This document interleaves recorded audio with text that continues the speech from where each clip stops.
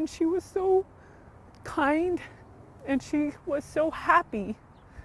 She was always smiling, and she got the worst of everything, and it never took her smile until this. For months, Paula Vigil has been waiting for justice for her 31-year-old daughter, Ashley, after she was raped by her former stepdad in October 2022. I could not understand why her seizures were getting so out of control. She was having 8 to 10 a day. I bought some seizure cameras, and I had him help me install them. He knew they were there. And then I found out why everything had changed, because he was raping her. Ashley had Rett syndrome. Her mom says even though she was an adult, in many ways, she was still a child. Her body was so impaired. She was not able to use her hands. She could not walk. She could not feed herself. She could not talk. I thought because she is in the state as vulnerable as a child, that it would be treated as if she were a child.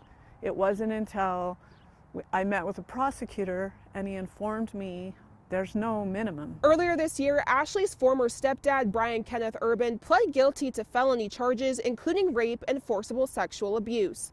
At this courthouse on Friday, he was sentenced to serve time for 5 felony charges consecutively. I want to give the judge and the prosecutor and the police everything. They did everything they possibly could under the current laws.